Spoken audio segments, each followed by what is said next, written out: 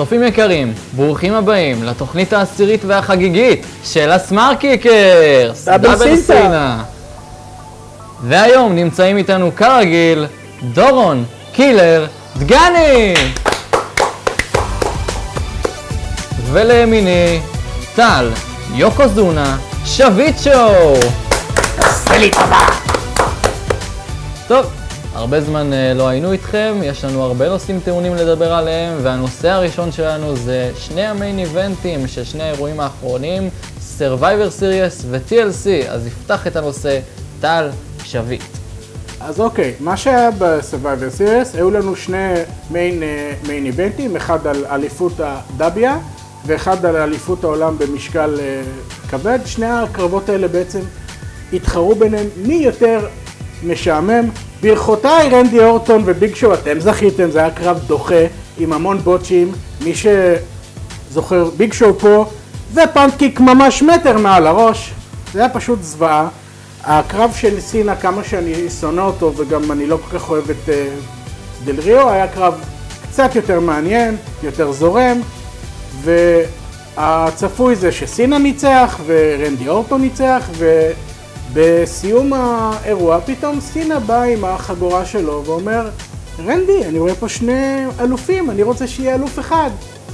ומה שהביא לקרב היסטורי על איחוד האליפויות ב-TLC, קרב שרנדי אורטון לשמחתנו הרבה ניצח אותו אחרי שהוא עזק את סינה, העיף אותו עם הסולם לתוך שולחן עם בוטש שכמובן תחינה החליק מהסולם ובקושי עשה משהו לשולחן, וככה בעצם יש לנו אלוף אחד WWE Heavyweight Champion שהוא רנדי אורטון. מה אתם אומרים על המשמעות הזאת של איחוד האליפויות? זה טוב? לא טוב? לדעתי איחוד החגורות היה מצוין, אני כבר כל הזמן אומר שזה צריך להיות ככה, שיהיה אלוף אחד, וזה גם מעלה את הערך של האלופיות המשניות, שאולי גם אותם יאחדו. ובסך הכל הם בחרו גם שתי מתאבקים שבעצם מסמלים את כל הדור החדש של הדאבל, סינה ואורטון, שזה המתבקש לקרב כזה. וכן, ועכשיו זה גם מעלה לדעתי את המשמעות של הרמבל, כי המנצח של הרמבל באמת צריך להיות מיין איבנטר כבד ולגיטימי שיהיה בקרב אליפות ומיין איבנט של רסלמניה. אז זה צעד מבורך וכל הכבוד, שפו. עוד עניין שעכשיו ביגי לנגסטון, שעוד לפני ה-Survivor Series ניצח את קרטיס אקסל, לקח את האליפות הבין יבשתית, בעצם מחזיק עכשיו באליפות השנייה בחשיבותה של WWE, וזה מאוד מקדם אותו, ובכלל הוא התקדם עכשיו לקרבות מיין איבנט מול השילד, שהוא גם ניצח אותם, לפחות את הקרב שלו מול אמברוז. בסמקדאון האחרון הוא הפסיד אמנם לאורטון, אבל היה קרב מלחיץ את התחת, וזה גם היה צפוי שהוא יפסיד לאורטון, כי אורטון לא יכול להפסיד לפני הרמבל. בזמן האחרון אנחנו רואים הרבה סדקים בין השילד. האם רומן ריינס הולך לעשות את הפייסטרן המבוקש שלו ולהיות האנדרדוג הזהב של השילד? דורון דגני, תפתח את הנושא. לדעתי, רומן ריינס אכן יעשה את הפייסטרן המבוקש, וזה צפוי שהם הולכים גם לקדם אותו, הוא בן דוד של הרוק, הוא ביגמן, כל הדברים שצריך שווינס יאהב אותך. ולדעתי כן, אנחנו רואים באמת לאחרונה בסבב הסיריס שהוא הדיח 4 אנשים שזה שיא, וניצח בעצם לקבוצה שלו את הקרב, וכל הקרבות שלו נגד פאנק, ששתי חברי השילד אחרים הפסידו לפאנק והוא היחיד שניצח.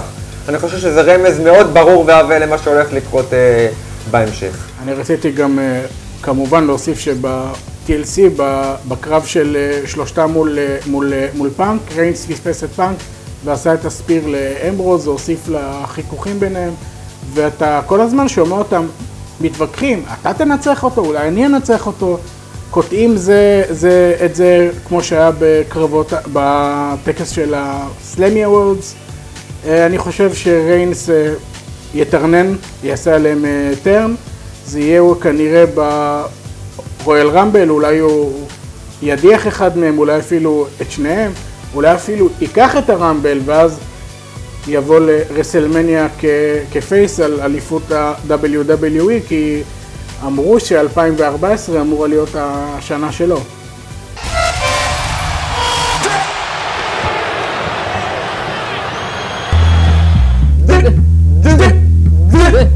דניאל בריין הצטרף למשפחת ווייט, ועכשיו בעצם סוג של קוראים לו דניאל ווייט.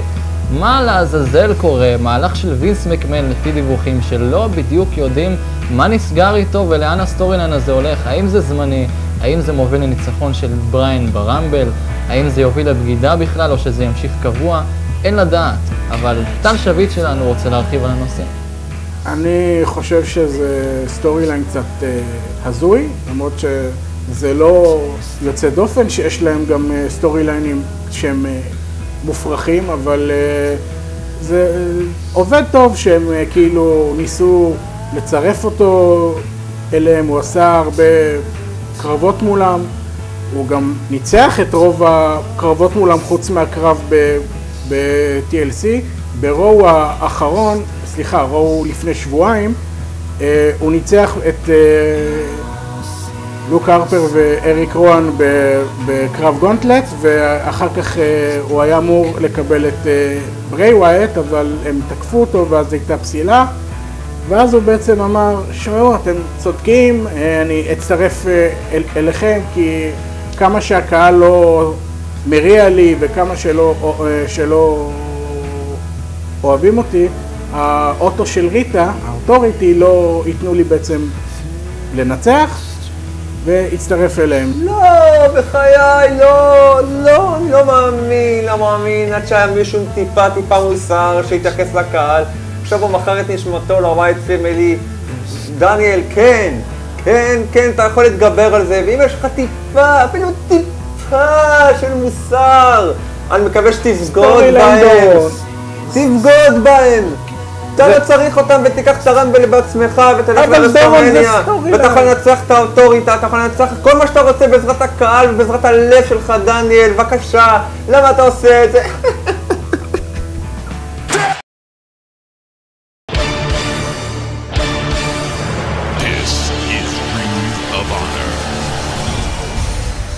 אחרי שקריס הירו פוטר מה-WWE, AJ סטיילס הרעיד את עולם הרסלינג כשהוא עזב בתדהמה את TNA רסלינג. שניהם ביחד חוזרים ל-ROH, והאם זה בעצם מה שיעלה את ROH לרמה הבאה? דורון דגני שלנו ירחיב על הנושא. ובכן, אני חושב שזה, ואני קורא לזה גם, המיין איבנט של רסלמניה של האינדיס. AJ סטיילס נגד קריס הירו, זה שתי שמות מאוד חמים של האינדיס, ואני חושב שזה יהיה קרב מצוין, וחבל ש-AJ עזב את TNA בגלל כסף, יש להם בעיות כלכליות, אבל לפחות האינדיס עכשיו ירוויחו ממנו. וקריס הירו גם לדעתי הוא עוד יחזור ל-WWE, ובינתיים הם יכולים לעשות לא מעט כסף באינדיס, כי השהות שלהם ב-TNA ו-WWE העלתה את הערך שלהם בהרבה. ואז עכשיו האינדיס ייהנו מהם, עד שהם עוד פעם יחזרו לליגות הגדולות. ואני חייב לציין שגם באימפקט, AJ סטיילס הסיט בקרב אלוף נגד אלוף למאגנוס, אחרי שכל הרוסטר בערך התערב בקרב ורק סטינגה לטובתו.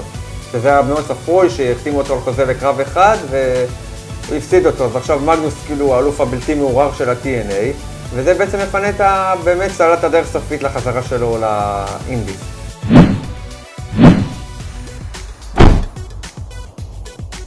מלחיץ את התחת? מעניין את התחת. אני רוצה לשאול אתכם מה ילחיץ אתכם ומה שיאמן אתכם.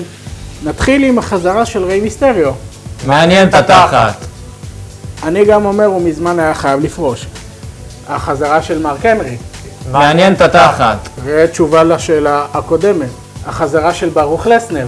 מלחיץ את התחת. בהחלט מלחיץ את התחת. השאלה את מי הוא יקבל ברמבל, כנראה זה יהיה ביג שואו. הוניקו מחליף את סינקרה. מלחיץ את התחת. בהחלט סוף סוף סינקרה יפסיק לעשות בוטשים. העלייה של קסאבייר וודס. מלחיץ את התחת. מלחיץ את התחת בהחלט. אני אעדיף שהוא כבר לא יהיה עם ארקוס, אבל בינתיים כנראה שזה מה שיתנו לו, ובהקשר הזה, האילטרן של ברודוס קליי. מעניין את התחת. מעניין את התחת, הוא בלתי נסבל גם כהיל, גם כפייס. הנטוורקינג החדש. מלחיץ את התחת. ועל זה עוד נרחיב.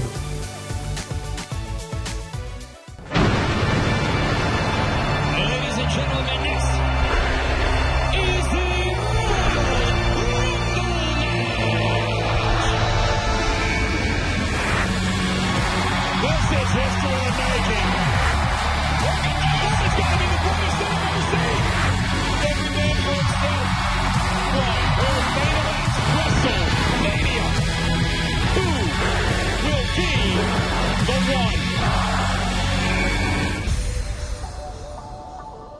הרואל רמבל, האירוע המלחיץ של השנה, מתקרב אלינו בצעדי ענק, ולכולנו יש את ההימורים האישיים שלנו, ומי שאנחנו רוצים או חושבים שיקח את הקרב הנחשף הזה.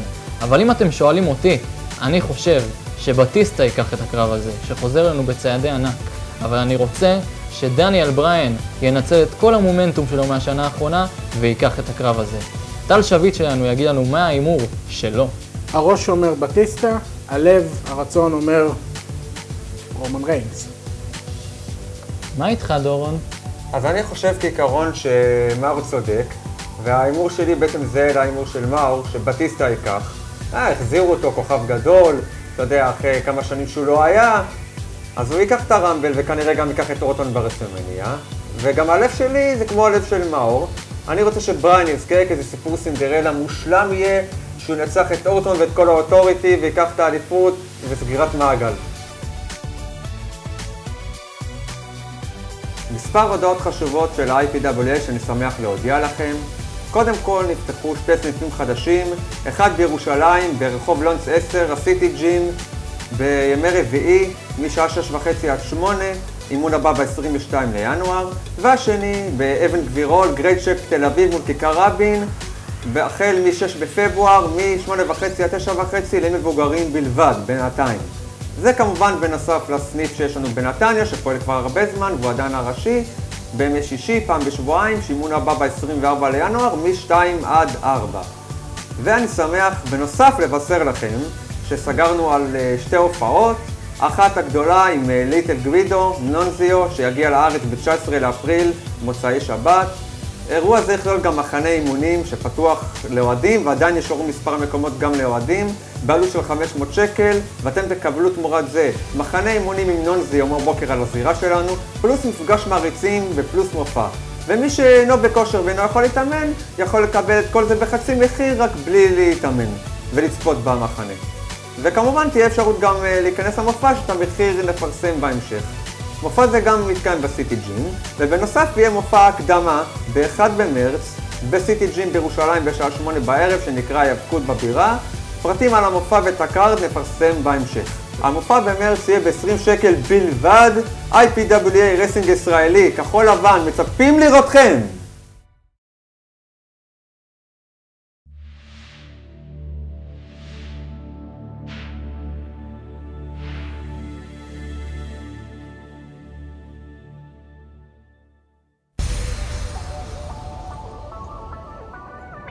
כמו ששביט כבר ציין מוקדם יותר, ביום רביעי האחרון הכריזו על צעד פורץ דרך ב-WWE.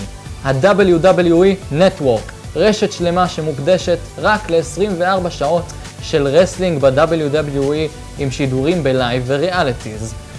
כוכבים גדולים כמו סטון קולד סטיב אוסטין וג'ון סינה היו שם כדי להעביר את הנושא.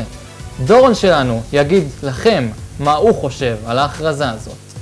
זה אכן הודעה גדולה, מפוצצת אפילו, אולי אפילו אפשר לקרוא לזה מהפכה של ממש.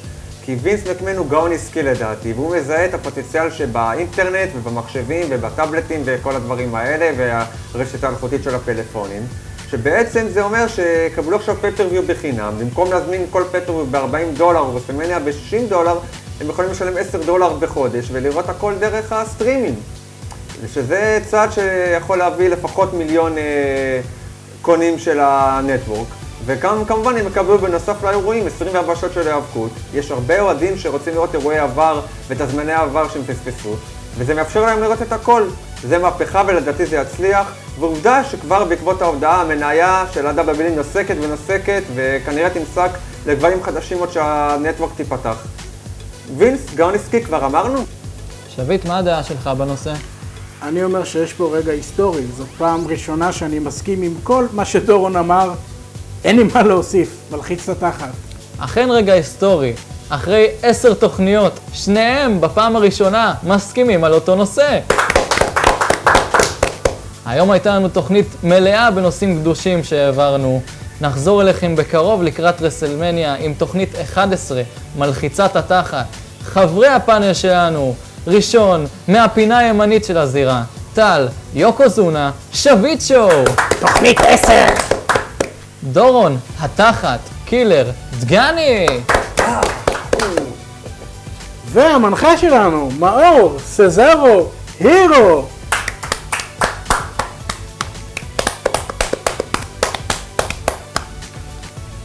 בוני הסט שלנו, הפרודקשן טים מספר 1, אבי בנג'מין הקיסר. זה מלחיץ אותי, זה מלחיץ אותי, זה מלחיץ אותי. לוקי מאו! לוקי מאו!